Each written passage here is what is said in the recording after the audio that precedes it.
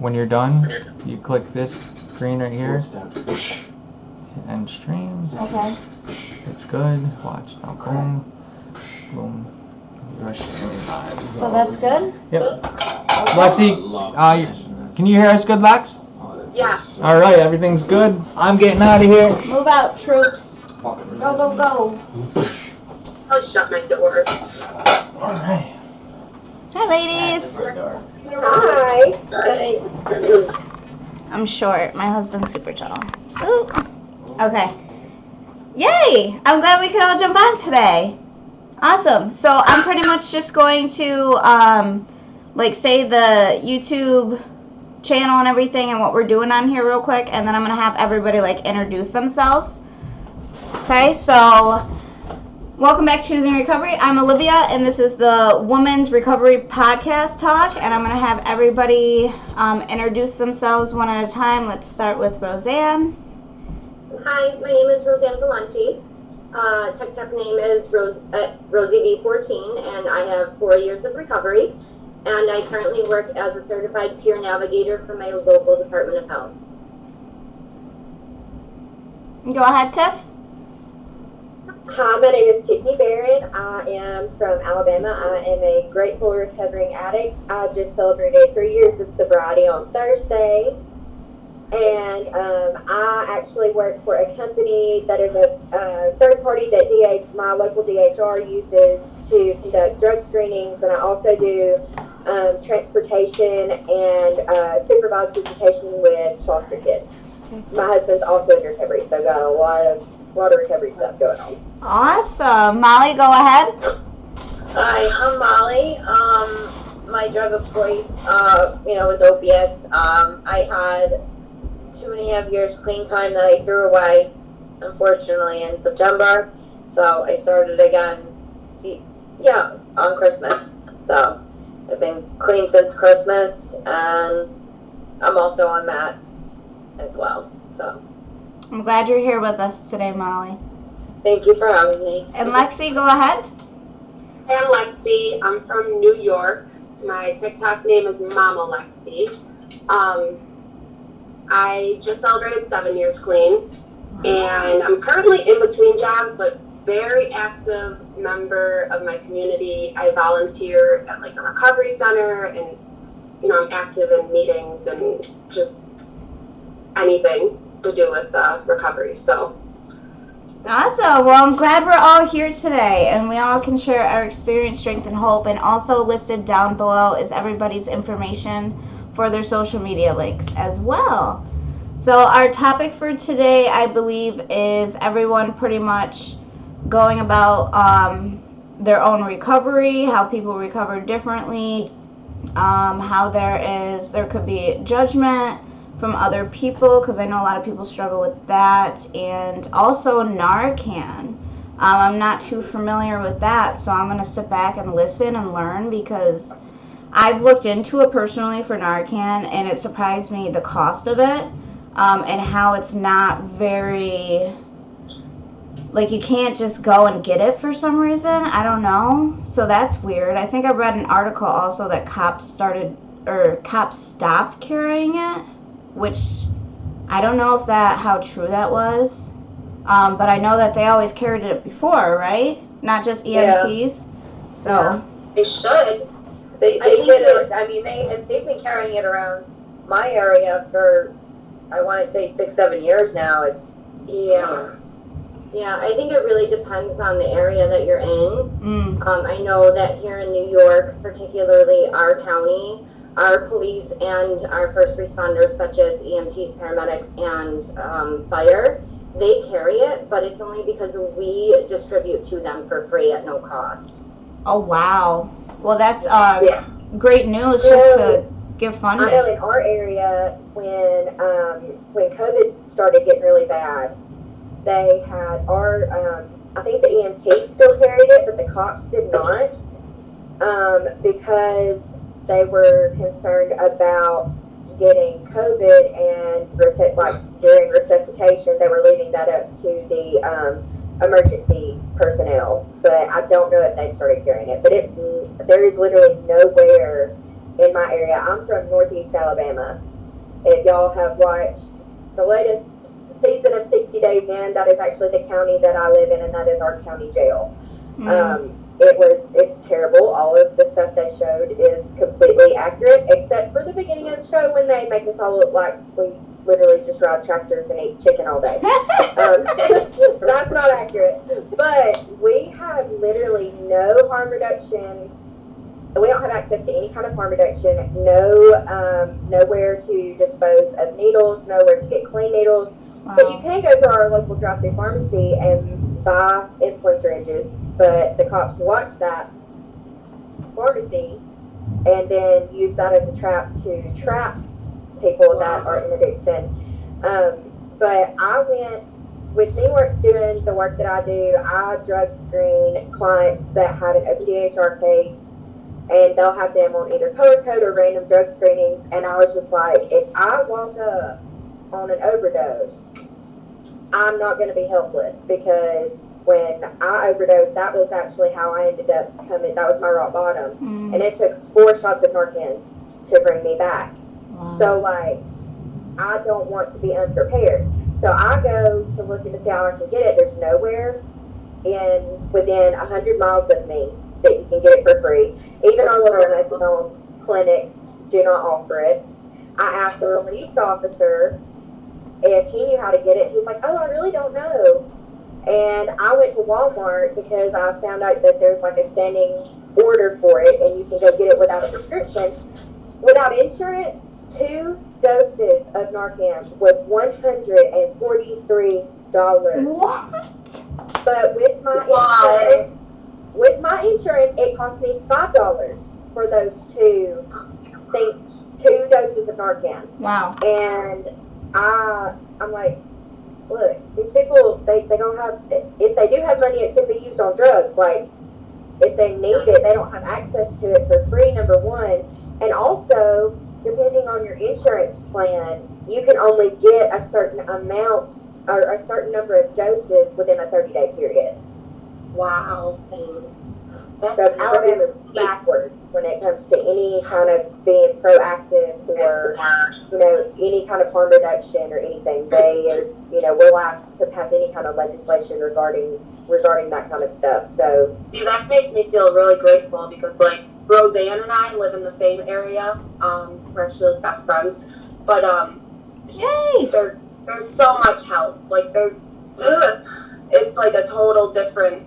Same with here. Well, I'm in Jersey. I'm in New Jersey, and I the opiate epidemic has been ongoing for so long here, and I guess I'm fortunate enough to have a methadone clinic right down the street, because I unfortunately couldn't detox this time around, and I needed something to stay on because my father had dementia, and I was just too afraid of relapsing, because I threw away 2.5 years because of that, and I didn't want to keep relapsing. So I'm fortunate enough, and I'm going to ask them when I go there on Thursday how many I can get for charity, how many Narcan I can get. Well, that's awesome. Yeah. We'll see. Well, they asked me if I wanted some when I first went there, and I was like, I really don't use with anyone, but I'm gonna ask the nurses and see. Because I know they give them out all the time, so it shouldn't, I know they got like a pretty hefty supply. Well, that's because... It blew me away when I found out that our methadone clinic didn't offer it. Yeah, that's crazy. Yeah. And also, though, like, especially in my area, like, it's not a very big city. It's a bigger city, but not anything like, anything up there. But specifically in our local community, if people are on that, they don't tell anybody. Right. Because with Alabama, specifically my area, being as conservative as a whole as they are, if you tell people that you're going to methadone clinic, oh, well, you're just going to sell it, or you're just going to do whatever. People don't even know that you can go and get your doses. Like, right. But there's such a huge stigma, specifically in my area, and like, people don't say anything, and they're suffering in silence, or they're either getting help and not being able to get support about getting their help, because they're like looked at as the same as if they were still, on heroin or something. It's terrible. And that's the thing, like, Matt saves lives. Like, I was in jail for 3 months, for 90 days. I went completely cold turkey, obviously. So I went through the hardest withdrawal, and it took me that amount of time to even just walk. When I went to rehab, they were like, Olivia, do you want to get put on Suboxone or something? And I was like, are you crazy? Like, I already went through the withdrawal. You know what I mean? Like, no. Yeah. So I think that's the thing. Like, if that, everybody knows themselves best. And it crushes me when I see people tear other people's recovery down, because that's what works for them. There is no fucking handbook to this. Because if there was, everyone would be recovered. There was a guy,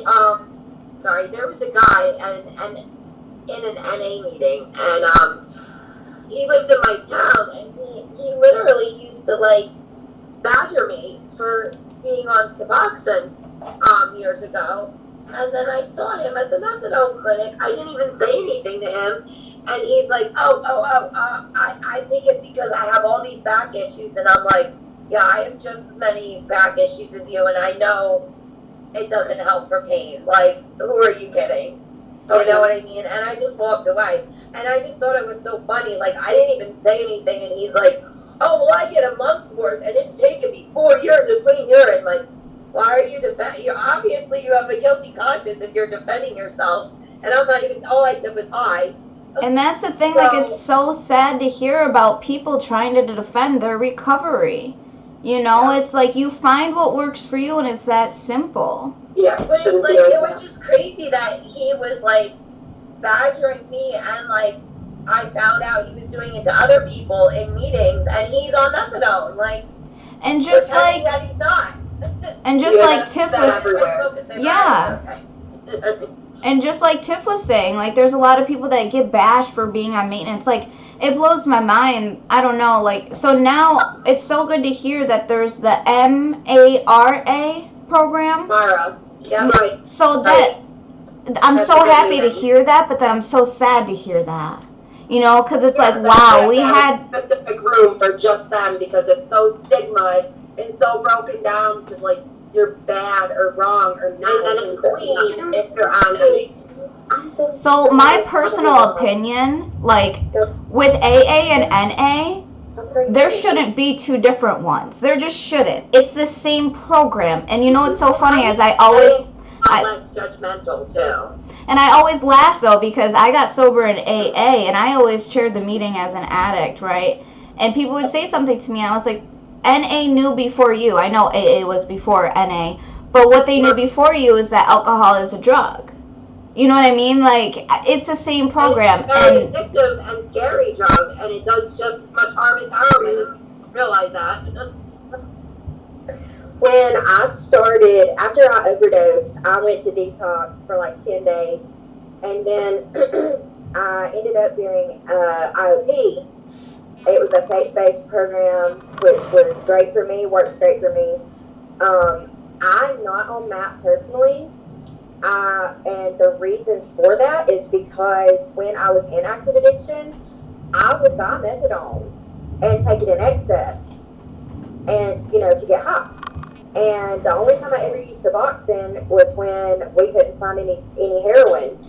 And, and then that would make me nod out too because I didn't have any kind of tolerance to it, didn't know how to take it correctly, all of that. And I found out through going to AA, because that was mandated with the IOP that I was doing, that I was also an alcoholic.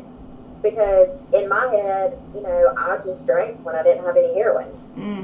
Or I didn't have any pain pills, or I didn't have any benzos, or whatever. And it took, so I'm grateful for AA for that, but at the same time, like, where I'm at least half of the people that go are cross-addicted. And, bingo. There's no difference whatsoever. There literally isn't. It's the same effect on the brain. I guarantee all of us have a different way. All of us.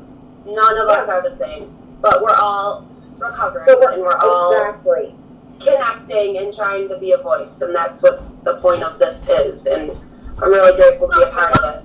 Well, So, you can I'm glad you die are. from alcohol. Like, it is for dangerous to withdraw from alcohol, and benzos are the two drugs that you can die from. And, like, you know, people discredit alcohol because it's been legal for so long, and look at pot like it's horrible, but I'm the opposite. Like, medical marijuana to me is medicine.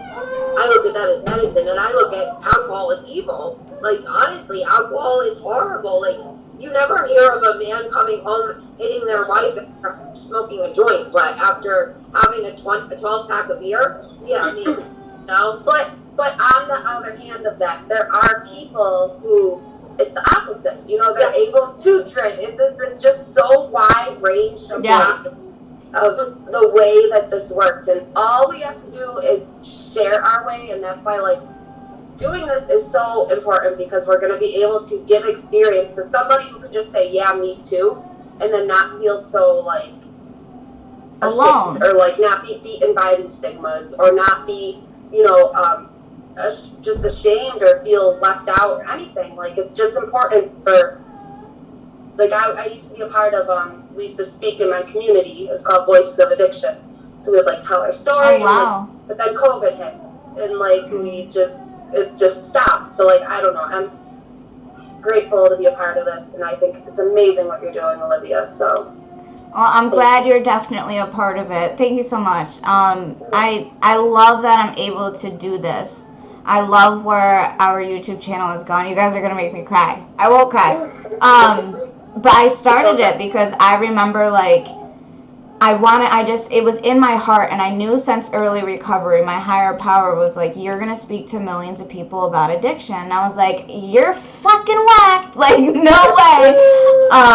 And I had no idea. I ran from it. And I ran from that because that scared the hell out of me. And then when COVID hit and I started this, it was just like, at first it was just us kind of going over topics and stuff, and then we brought other people on to share we're like, we want to reach everybody. Our story is only going to be able to affect so many people, and having your story just saved 100 other people that I couldn't save, you know? Right. And that's just, it's amazing. And that's the first time I felt like I was actually where I was supposed to be the first time in my life. Like, that's when I got that center of, like, this is where I told you were going to be, you know? And just doing it is so amazing. And I was actually talking about the stigmas the other day with somebody. Addicts have two stigmas against them, right? So we have the public figure that looks at people in addiction and says, oh, pity you, right? Like, you shouldn't be there, blah, blah, blah, addiction, whatever, right? But then there's the other stigma where it's addicts against addicts, right? And it's like, well, this is the way you need, and this, that, and it's like, no, I know the simplest thing in life is loving everybody. Love will save people. We don't need to be like, this is what worked for me. It does not mean it's going to work for you. Our childhoods are different. Our story's different. It doesn't, like, it's okay to be you. That's what we're all about, is to find you. You're awesome. Everyone's awesome, you know? Well, I think that, like, especially I've noticed, like, on TikTok, and, like, first of all, like, COVID has, it really messed up everything, especially for people in recovery, because when it took away our fellowship with other addicts, and that's what we have to continue to do to stay sober. But the only good thing that I have seen come from COVID is all of these Zoom meetings, because, like, I have been in, like, AA meetings on Zoom that I've been talking to people from Scotland.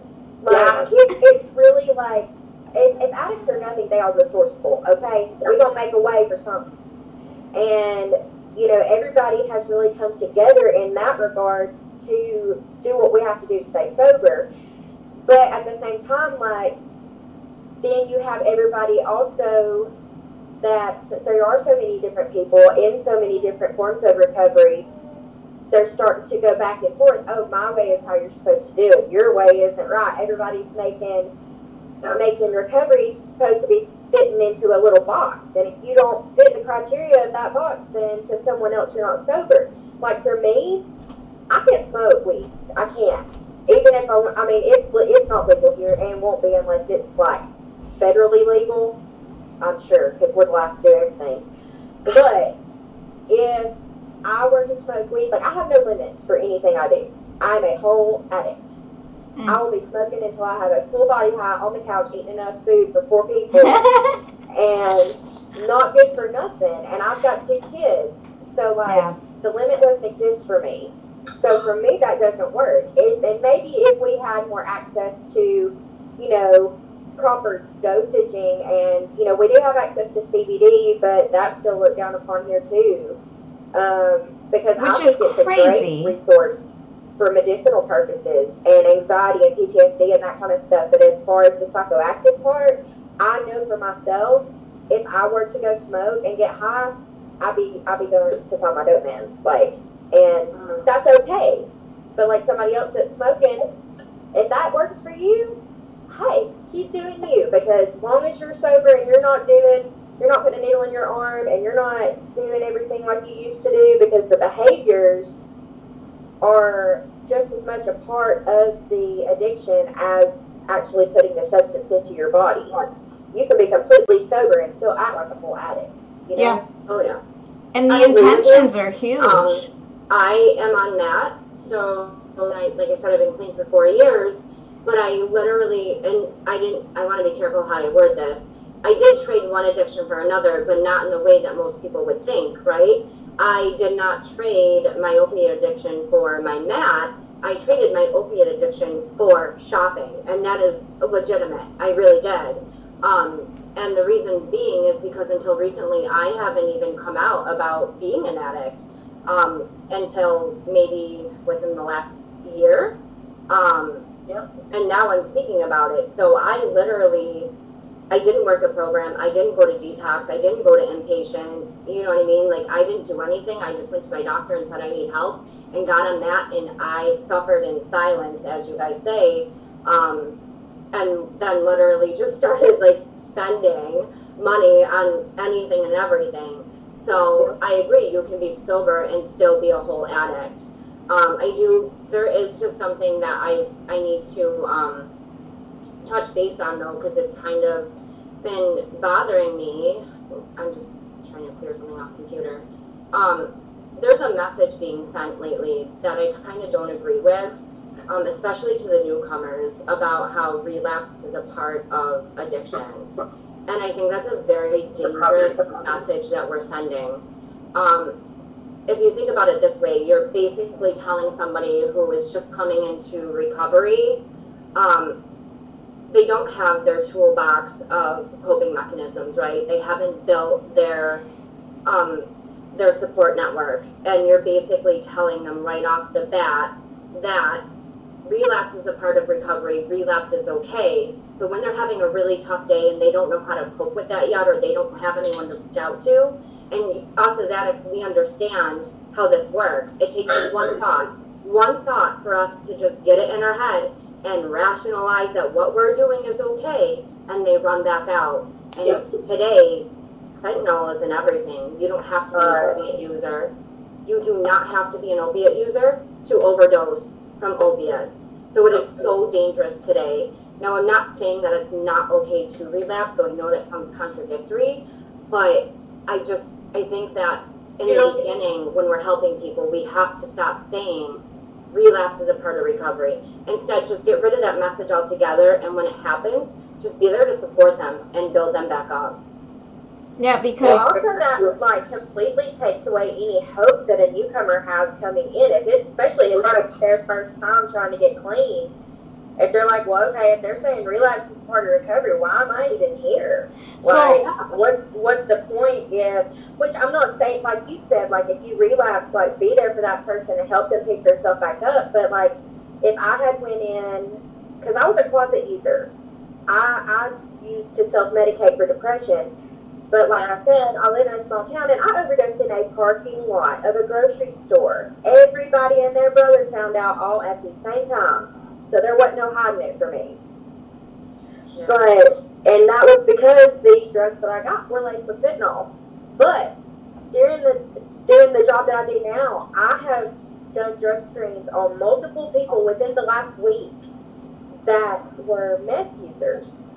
And they also tested positive for fentanyl. And they're like, Yeah. I don't do that. Like, I don't like downers. I don't like those. They have and no they're idea. like, and I'm like, well, you don't know where this come from before your guy got it, even if you trust the person you're getting it from. Yeah. You know? And Fentanyl is especially in if everything. they're stimulant users, they have no tolerance. Yeah, they have no idea that it's even in there. Exactly. So where I work, the Department of Health, we get all the overdoses, fatal, non-fatal. We're collecting all of this data, doing the research, putting it together to change policies, not And I honestly think, like, just for us, just but across the nation. go ahead, Roseanne. Oh, I'm sorry. No, So there was a 7-day period where we lost 13 people. It averaged out to be about 2 a day. They ugh. were all in their 40s to 50s, and they were all cocaine users. Like, And I think that just relapse will kill you. There's people that relapse and they never make it back to the rooms. my best friend died 3 Easters ago, and she Sorry was for your loss. clean for 9 months, and she relapsed on, I'm guessing, probably the same amount that she used to use 9 months prior, thinking that it was okay. And, she passed away, unfortunately. And relapse, yeah, it kills, and that's like, But she's right, but saying that to newcomers, that's giving out the wrong message. And look at my friend. She relapsed once and she's dead. She's dead. And she's missed by so many people. And it's not fair. It's not fair to say relapse is a part of recovery, because relapse equals death sometimes. So that's not part of, and hearing that scares me, because the biggest, like, what I share in my story when I share it is that I haven't relapsed yet, right? Like, you're eligible too. But that idea scares me into staying sober, because I am a sponge and I listen to other people and I listen to them speak and I listen to the people that never fucking made it back to the rooms. I listen to the grandparents raising the kids where your mom lost her, like, all this stuff. I listen to that and I absorb it because it's one more use to death. And I can't do that for me. It's scary. And hearing the growth from Tiffany and Roseanne about how you guys figured out, like, that's awesome to hear. And I think that if people find the right maintenance program for themselves, whatever it may be, I'm going to stand by that. Like, when we hosted last week, there was a mother that was on there, and she was complete abstinence for 6 months. And then she started smoking marijuana, and she's working on it for her medical card and everything. And I told her, I'm like, I'm a full-blown addict. Like, I had a Zong under the front seat of my car. Like, I was a stony baloney, okay? And I loved it, right? Like, I have that addictive personality. But if you can use it for the ways that you intend to use it, like, what's your intention, right? That's what's great for us. But she's like, I'm a present mother now. And I'm like, and bingo. Like, you just found what worked for you, and that's okay. And that's what's good. Yeah, like I have Crohn's, PTSD, anxiety, depression. So, number one, it helps me eat. I usually don't smoke to get stoned. Like, I usually just take a few hits to get hungry, if that makes sense. Yeah, especially with Crohn's, absolutely. Yeah, it's hard to eat, and it's hard to keep stuff down sometimes. So, I use it really medicinally, and if I see myself, like, using it too much, or, like, getting, like, I'm like, no, that's the addict coming out, I gotta stop, And you can stop yourself, and that's good, and that's where you get to find, I totally believe that we recover. I do. I believe it's also a journey as well. But groceries with shopping also. You know, as soon as I get like any kind of money, it's like I want to buy this. That's like the Girl first. thing. In my early Hey, what am I recovery, gonna buy? you know, I might have been complete abstinence from all drugs, but I'm telling you what, I was addicted to self-harm. I was addicted to working. I was addicted to sex. I was addicted to cigarettes. Yeah. I had to replace that. And you know, as the longer I stay sober, day by day, it's been over 2 years that I stopped cutting myself, you know. I allow myself to have time to myself. I stopped smoking 2 years, like, you know, like, I allowed myself to continue through loving myself and allowing myself to cope any way that I needed to do until I could get through it, to be honest. And that's exactly what I did, you know? I completely agree with that. I actually, yesterday, Friday was 6 weeks since I quit smoking cigarettes. Yeah. Now, I do vape, but I'm going down on the nicotine levels in my juice. And I figure once it gets down to nicotine, I'm just going to get tired of it, not want it anymore. Hopefully.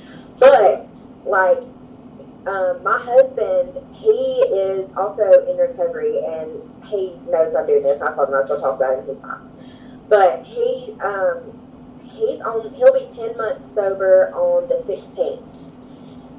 He was as addicted to the lifestyle as he was the drug itself. He started as a heroin user. That's how I started using it. I would have never went out and did it. Y'all, I was president of the Students Against Destructive Decisions Club in high school, okay?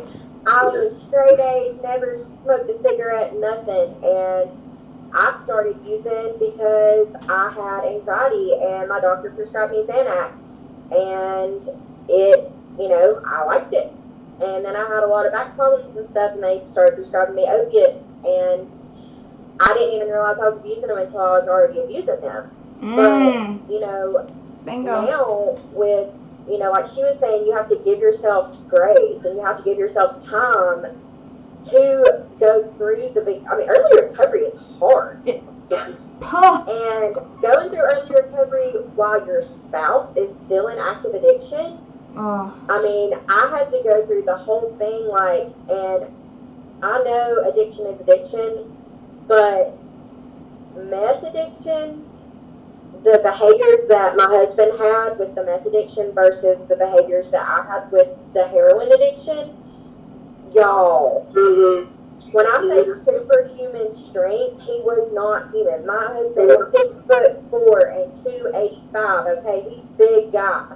And he would get violent and all this stuff. So in the middle of becoming sober and being new in recovery and trying to figure all this out, I'm dealing with him being a fool, but it actually turned into making everybody's like, I don't know how you stayed sober through that. Like, if your spouse is using drugs, that doesn't make sense. Most of the time he wasn't home because he was hanging out in the hood and doing all this stuff like he was some kind of thug or something. This boy wears Carhartt, okay? He's a whole redneck. He is. And he is completely transformed into something that I did not even recognize. You know, he took on the whole persona of, you know, big earrings, chains, the whole deal. And that is, you know, and that's not saying any judgment. If you look like that, that's just not who he is. The drugs turned him into what the environment he was staying in, and he wanted to fit in and do whatever, got involved in gang activity, was deep in it. All I wanted to do was get my drugs and go home and go to sleep so I didn't have to feel my depression anymore. I didn't have to deal with that aspect, you know, and saying all that, his behavior made me hate the drugs even more because I'm looking at him like, okay, this is what's going to happen if I go pick up, you know.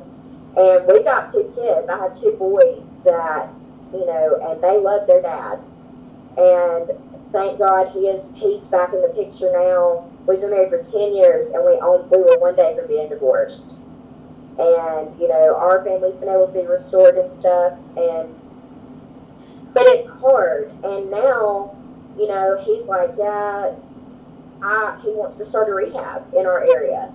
And he's going to school to become a pastor. A lot of our recovery is based based around church because that's a big part of our life, you know, and he's in the process of doing that, and and through my job, y'all, I've been able to connect with all these different DHR workers and police officers. If you'd have told me 3 years ago I'd be voluntarily working with the police and DHR, I'd have told you was nuts, okay?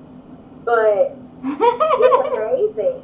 Like, now, you know, my husband goes up to all these cops. He was arrested like 8 different times and went to 9 different rehabs in 18 months. So my life was insane. And I knew during all that I was not going to quit smoking. Like, somebody would die. It was for everybody's benefit that I didn't stop then. But now things have kind of calmed down, and I'm going to wean myself down because I did realize that that's still an addictive behavior that I have.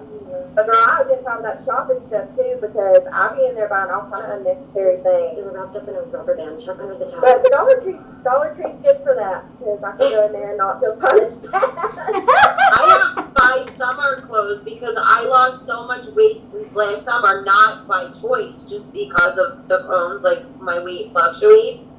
So that's one thing I have to buy, and like I have to save for that.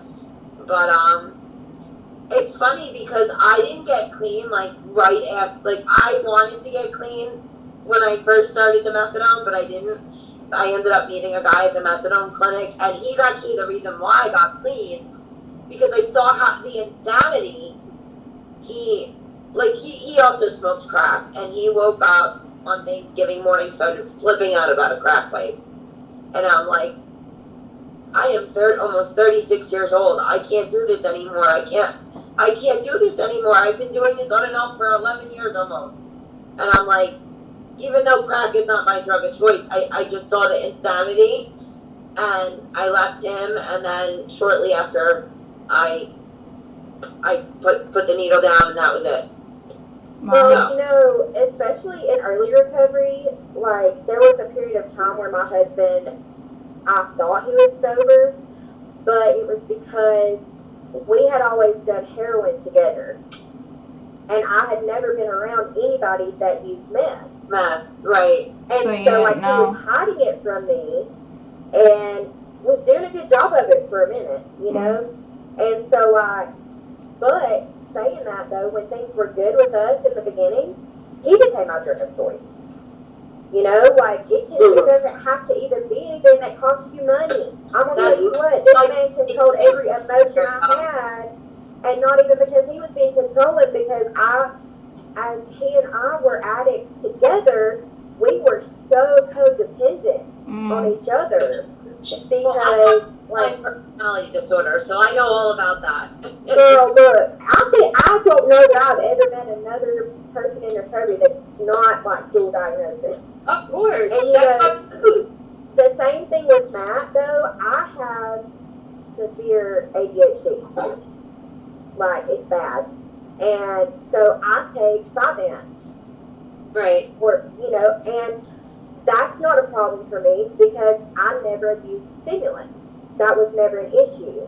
So, like, I take it as So your I'm husband would supposed to. have something like that. Correct. And God knows I wish he could because he's got ADD too. But, you know. Well, a lot of people that have that, they either use cocaine or methamphetamine because it does the opposite. And I think that's why I didn't notice with him for so long. Because when he first started using it, he had been on you know, heroin and any kind of opiate for so long. Well, that's amphetamine salts. That's the. And that's And see, that's a discussion that he and I have had because he's like, you know, that Adderall and Vyvanse, like, they have the same kind of chemical makeup as meth. And I was like, hold up. And, like, that's the thing, though. Like, we all, that's why. We ain't doing that here. We ain't judging whatsoever. That ain't, no judgment. And taking medicine as prescribed, and that's. Absolutely. And it's the first medication in my entire life. And that's the that thing I've about, ever used. like the whole Matt thing. That's like, let's just say somebody is not using it for the right intention, okay? Like, let's say that they're using it because they're having a hard time coping with their life. They're scared to go through withdrawal. Okay, let's say that's their main reason. Now all of a sudden that they've been on MAT for a year and a half, never abused it, used it like the doctor said, it just gave them that tip. All of a sudden they realize how good life has gotten while being able to use this correctly. Now they get to step back and learn themselves and say, hey, maybe I don't need this anymore. Let me try to move. And I've heard of people, I know a girl that was on MAT for like 7 years, and people were like, you're not clean, you're using it for the wrong thing, blah, blah, blah, this stuff. Her 7th year, she was like, hey, I think I'm okay. And she's been sober for 5 more plus years. She never relapsed, she never did, she used her maintenance the way it was, and I think that's what everybody is struggling with, is they're so afraid to be them. They're so afraid to allow themselves to grow and figure out what's best for them. And it's sad to see, you know? Well, I down a little bit on my dose to see how I feel, and I felt a little crappy for the first week or two, but now okay. But I also get a lot of judgment because I'm on a low dose of Klonopin. I've been on that for 5+ years. But you have medical issues. Right? Like, that just blows my mind. Like, people are so, they're like, well, if you use this chemical and blah, blah, blah. It's like, first of all, what happens with my body is none of your fucking business. You know what I mean? This is how... Panic attacks, legit panic attacks, especially with the mask, that makes it even worse. So, I'm on a low dose to try to prevent panic attacks from happening. I take it 1 to 2 times a day. I do not take it anymore. I sometimes take less than prescribed. And like when I brought my, I had a benzo review for my, because I'm going on Thursday. I get my 2 weeks worth of take homes because of COVID. They doubled up for phases. And I had to do a benzo review with the doctor, and I had to show her my script, and she's like, "Oh, you have extra." I'm like, "Yeah, you know, I really don't take it. I only take it, you know, if I feel a panic attack coming on, or if I know I didn't take it." So you use it, like a half. right? So you use it for the way it's supposed to, right? Yeah. Like you use it when you don't use it when you don't use it, right? Well, And that's the thing about that though, that's none of anybody's business that you're even on it. Like, bingo. Thank you. Anybody. I don't Because tell like for me, I overdosed on Klonopin. I told her. I told her she like fired me because of it, and I'm like, but her drug of choice was Xanax, so she was kind of projecting her issues onto me. That's exactly what that was. And you know how crazy, like our NA program and AA program really isn't that bad, or you know, I don't actually. They're all pretty much kind of shitty. But either way, I don't take things personal, right? Like, I could, honestly, I say, like, if people have a problem with me, it's really what they have a problem in themselves. Because, like, I don't see it that way that they do. You know what I mean? So, whatever. A week later, or saying but she did. I'm telling you what, being complete abstinence in my recovery, this is what the program made me so frightened and scared about. When I was in labor, I was going all natural. I was gonna, you know, an addict can't have pain, blah, blah, blah, right? So I'm in there. My labor was 33 fucking hours, okay? The first night in there, I'm bouncing, I'm walking, I'm in the bathroom doing all this dumb fucking shit, okay? And I look at my husband, I start crying. I say, babe, I really think I need pain medication. He goes, okay. And he's like, let me go get the nurse. And I was like, I fucking lost it. I was like, what do you mean? Like, I'm losing my sobriety date, like all this stuff. And he goes, what are you talking about? And I was like, babe, I'm going to lose everything I worked so hard for. He goes, babe, you're in labor. Like, labor, you're birthing our child. And like, but that was the mindset I was in. And I was so petrified of like, sharing that with people because I didn't want people to look at me and be like, well, then you really only have 10 months sober, you know, because my son's 10 months old, you know what I mean? Like, no, I'm sober for 4 years, and that's the thing, like, Exactly. And like, they gave me... That wouldn't have been so scary for you. It was, I was petrified. I was literally petrified. Since I got sober, is having a car accident, because I have anxiety too, so, you know, my brain be telling me all these scenarios that ain't even probably gonna happen. And I've been terrified of having a car wreck or having to have emergency surgery Have an where I opiate. can get pain medication. And, you know, I finally come to realize, like, I'm stronger than I give myself credit Yes! for. It took me a long time to realize this. You know what I did 3 years ago? I had to get a bunch of teeth pulled, okay? And they were about to write me a script for Vicodin, and I said, no, I'm in recovery. At this point, I don't know if I was off, I think I was even off Suboxone, because this was a while ago. And I had, like, you know, a couple of years clean time, and I'm like, no, hold up.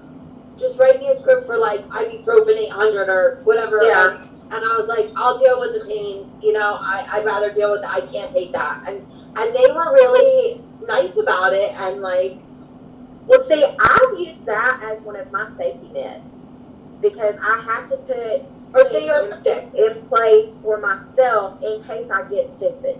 Because we all know it can happen like that. I see a psychologist for my ADD meds and stuff, and I've red flagged myself at my doctors, my primary doctor, my psychologist, my pharmacy, everywhere, that they know the only, like, controlled medication I'm allowed to have is for my ADD. And I had to have all my teeth pulled. My top teeth are all dentures. And I've got 16 on the bottom that I'm fixing to get pulled. And that's not only because of my drug use. And that's another stigma that we have to deal with too, because, like, I almost died when I had both of my kids. I got septic, and my vitamin D and my calcium bottomed out, and then I got pregnant with my second son. And so, like, my teeth would start breaking off at the gums before I even started using drugs. Right. And so, like, that, of course, it gets You're not you don't have teeth. Exactly. And, you know, like, I was so ashamed of my teeth, and, you know, I'm only 30, and I'm like, oh my God, I'm going to have dentures, you know, whatever. But, like, now I don't care. I love my teeth. I'm going to have to I love them too. Thank But you. My husband, he just went through, I think it was in February, this is his fourth ACL replacement. They did a full reconstruction of his knee. And he woke up out of surgery and he was pissed because he was then only, like, I think 8 months sober. Yeah, that's about right. But he told the doctors before he had surgery, he was like, I don't want narcotics. I'm terrified. I don't want it. You know, And that's why, like, but when he came into recovery and was coming to, and found out that they had given him Dilaudid and fentanyl in surgery, you talk about topping trees. This man, like, you know how when you come out of surgery, out of anesthesia, like, you're more emotional anyway? Yeah. He's, like, crying his eyes out. Like, oh my God, I'm so sorry. Am I still sober? Oh my God, you just had your whole knee replaced. Yeah. And that's, like, a huge stigma, though. 800. He didn't get prescribed anything like that, and he's been Like, when I got home from the doctors, right, I ended up having a C-section and everything, and they gave me the epidural or whatever and a little bit of pain medicine during it. And then after, my doctor prescribed me Perks, right? And I was like, no, I'm good. And he's like, well, I'm going to prescribe them anyways to you. And I was like, fine. So I was taking Tylenol, and they're like, all right, you got to get out of bed. You got to do all this stuff. And I was like, what? And then I was like, all right, I'll take one. And they're like, okay, right? So I was using it as, like, I was able to heal. And I got home, and I'm telling you what, it was just like, because we grow to know ourselves, right? But I also think that we grow and we can recover. But I was, like, calling my sponsor. I was, like, telling on myself with my husband. I was like, I'm going to go take one. He's like, okay. Right? And I'm calling my sponsor, and I'm freaking out. And then all of a sudden, I didn't need them anymore. I could get out of bed. I didn't hurt. I just threw the script away. Like, that was it. You know what I mean? Like, that was it. Like, it just takes knowing that they're there sometimes. Yeah. Because I know when I was in addiction, when I couldn't get any heroin, I could mentally make myself physically hurt. Oh, yeah. Like, I could think about something, oh, my back hurts, and then it would really start hurting, you know? You need an excuse. Absolutely. But, you know, another thing that's going on right now, when y'all were talking about the fentanyl and stuff, these Perk 30s Have y'all seen anything about that? Oh, with the fentanyl? Yeah, there's no such thing as a perk 30. Oh, yeah. They don't make them anymore. No, but they're coming back as, like, people are starting to be like, oh, I got a perk 30, whatever. They're taking the Percocet and they're busting it down and mixing it with fentanyl and selling it as a perk 30. And Yeah, all these people, like, especially around here, people are dying like crazy because of that stuff. I did from taking one of those, the blues or whatever it was. Yeah. So I'm gonna ask. I'm just gonna ask Lexi and Roseanne if they have anything that they want to share. I don't know if you ladies felt that you could jump in. I know we've been kind of talking, so I just want to give you the time to share what you're thinking. Go first, Lex. There you go. Okay, no, I mean, just really, you know, if anyone needs help with, like, harm reduction or Narcan, you know, I'm here. Or if anyone ever needs to talk, I'm here. I think you're doing a great job, Olivia. Everyone's doing a great job in their recovery, so I'm proud of all of you. I do have information on the text for Narcan. If you guys want the phone number, you guys can all have it, or if you want to message me your addresses, I can actually send out some of these, and you can distribute through your neighborhood. Oh, wow. Yeah, and so it'll have the phone number on it. It has the QR code on it as well. It is a 716 area code because I am in Erie County, New York, but we will mail them out across the entire nation. So it doesn't matter where you are, and they are free. We do not limit. I mean, I can tell you I was doing the mailing for the program for a little bit, and I saw the same people, same address, texting multiple times. So, I mean, I would be sending them to the same address sometimes every day. And again, we do send to any state, and we don't limit how many you need. So if you guys want these to distribute around your neighborhood or anyone you think may need them, just message me on TikTok your address. I'll mail these out. We also have the Never Use Alone cards.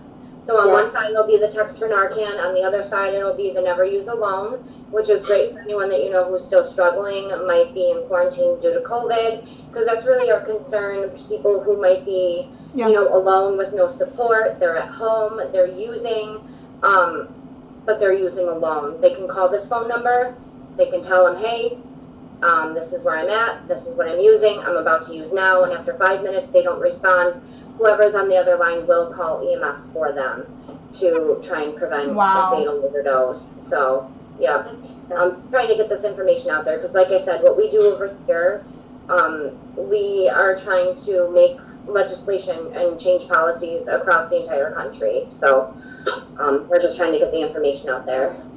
So you're amazing. Thursday and let you know what happens, how many I can get. Yes, thank you. I had posted something on TikTok the other day. I was meeting up with a girl who she's using, but she also cleans up her community. So I was sending her sharps containers, personal sharp containers, clean syringes, Narcan, and information. And I've had a bunch of people since reach out to me on TikTok wanting these care packages. So I can only get X amount from work. So a lot of it's going to come out of my pocket. The Narcan obviously is free. So she's going to get me some free Narcan. I'm going to get Narcan from work. I'm going to get as many sharps containers as I can. If I have to, I'll purchase them. I'm paying for all the shipping costs, and I'm sending them out on Tuesday. Real quick though, Rosie, you can go to Evergreen and get all that for free too in our community. Yeah, but that's more for like a personal use. I'm looking for a larger quantity. Yeah. Okay. So what I need to do is talk to Cheryl, and I'm sure she'll give me what I need. But if it continues to get any bigger, I will probably need to start purchasing on my own. And then what we talked about, I believe it was yesterday, Olivia. I did look into it. I can train people in different states for anyone who's looking to get certified. The problem is different states have different requirements as far as training hours, which is not a problem. So if anyone's interested, I have a couple other people as well. I would have to break everyone up into groups depending on their state's requirements. So, girl, I am in. I want all right, perfect. all of it. Yep, and you're in what state again? I'm sorry. Alabama. Alabama. I will look up your state's requirements then. Awesome. I'm Roseanne, just blown away at the amount of resources that y'all have No. because Yeah. Crazy. we have nothing. And that just baffles me. It really, really does. And it breaks my heart because, I mean, I feel so grateful for where I live because it was so easy for me to get into recovery and stay sober for as long as I have been. And it just breaks my heart that not everybody has that access. So, what you were talking about if I you were will going to use, somebody will come. No, they won't call. They call. So, say I was still in active addiction and I was alone, right? I'm about to use alone, and say my drug of choice is heroin and I'm an IV user. I would just call this phone number. It's completely anonymous. You don't even have to say your name. You just have to tell them where you are, and they will say, okay, you know, what is your drug of choice? Where are you? Let me know when you're about to use your drug of choice. You don't have to say anything after that, but in 5 minutes, if there's no response from the person using, they will call EMS to come. so So Roseanne, is that just you're- local? No, that's no, not it's true. nation. You could call that number too. That's I've perfect. never heard of this because This is Well, here's thing. the way the laws are. If you like, when I overdosed, if they would have found the drugs in my car, I would have been charged with that. Like, See, and we like also are we starting get, a that's why program people here. are so scared to get help here because if you get caught with anything, like we disgusting. can't go to the police or anything. Like You they guys will don't have like. the Good Samaritan law? Yeah, No, we have a it doesn't. I mean, we do, but I don't. But it doesn't cover that. Like when I overdosed, the drug enforcement unit was called to the scene where I overdosed at, and like people, our county, like seriously, I really encourage y'all to watch 60 Days In because y'all would not believe. Like that's why, especially here, there's so many who are struggling to get clean because you're either going to go to jail if you ask for help and they catch you with something on you. That's You know, like you can't even go and be like, hey, where can I go get help? All they care about is money. They'll either put you on color code, and then, you know, if you can't afford the color code, it doesn't matter. And most of those people end up going back out and selling drugs to pay for the color code and then get arrested again. That's Or, you know, you're on drugs where it's a no-win situation except for the government because they get all the money. They They're- don't want you to know, stop blow the my addict. mind. They have So- to get help first, I think. Yeah, so listen, we also have this program. It started out called Buffalo Matters, and now it's called New York Matters. It's rolled out across our entire state. You literally can do this yourself. You don't have to go through Bureau or anyone else. You can go on to our, like, an emergency rooms website. You can click for a telehealth visit. You can set it up that you are in opiate withdrawal. So it links you to a provider who can write you a script for Suboxone. It is done over the phone via telehealth. They write you a same-day script, call it into your pharmacy, and then Wow. link you with long-term services, such as Oh my counseling God. and that. So Yeah, Roseanne, That existed. Yeah, And the doctors here, it's like family doctors most of the time, your general practitioner that has decided, oh, I'm going to write Suboxone now and start Suboxone clinics. Well, they're making a crap ton and making people come back in unnecessarily to make more money off of Well, them there's for gonna their be- insurance. Like, it's awful. I'm telling you, there's and no that's the help thing, here. like, there's always gonna, the swords are always gonna be double-edged, right? Yeah. So that's why I think it's so important for us as women and us as people in the recovery community is to speak out about these things and share our experiences and to lead people in what works for them and try to help them there. And Roseanne, what I hear you doing is God's work. Whatever higher power you have or whatever all y'all's higher power is, you are literally doing God's work. You are giving these resources to people to just figure it the fuck out, you know, and to stay alive during that time.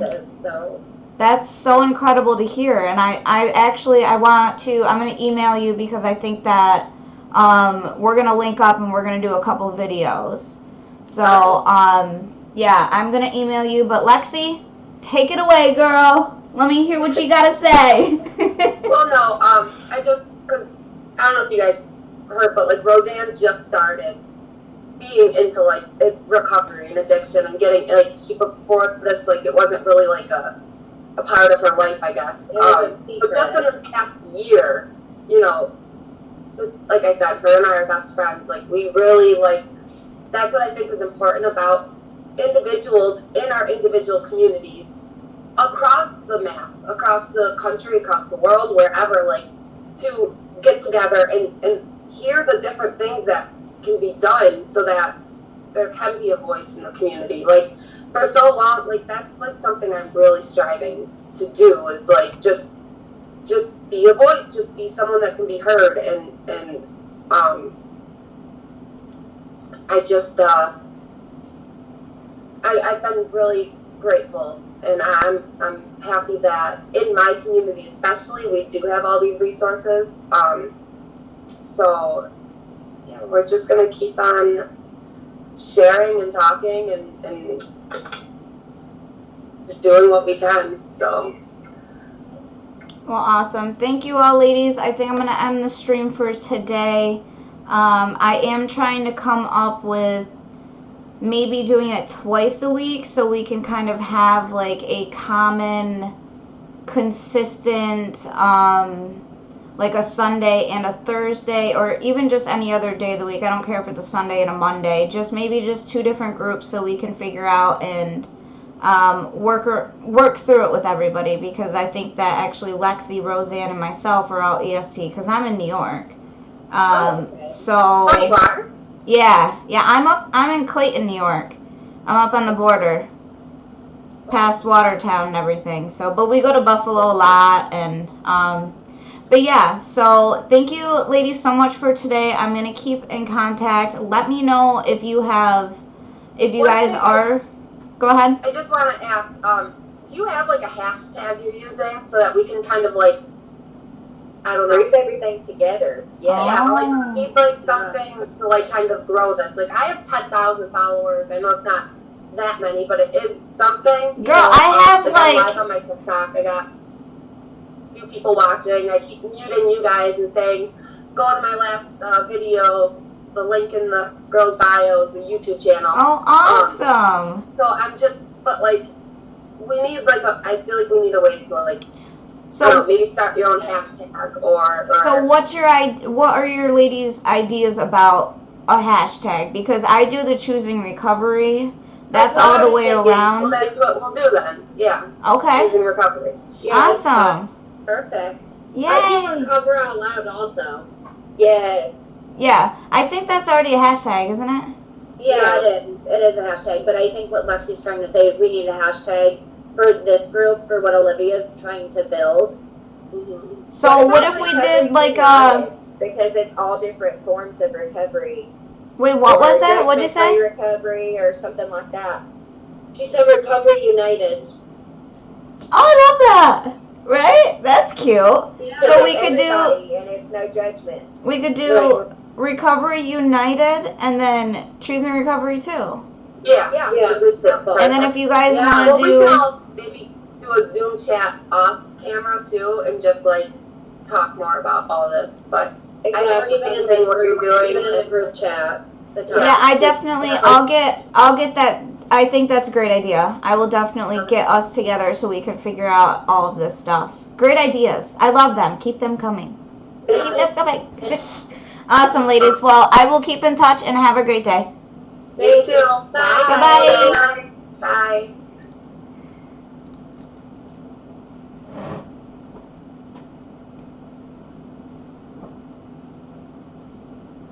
Hey. How'd you enjoy it? Oh.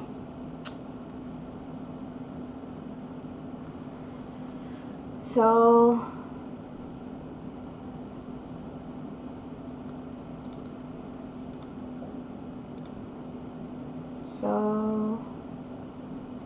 I don't know.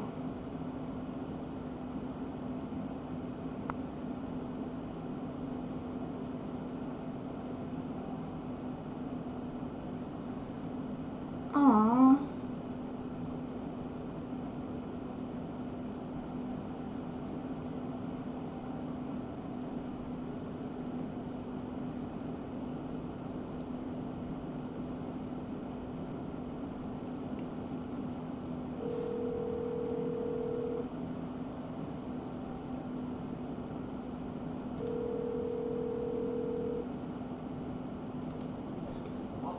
Hi, can you help me? Do I end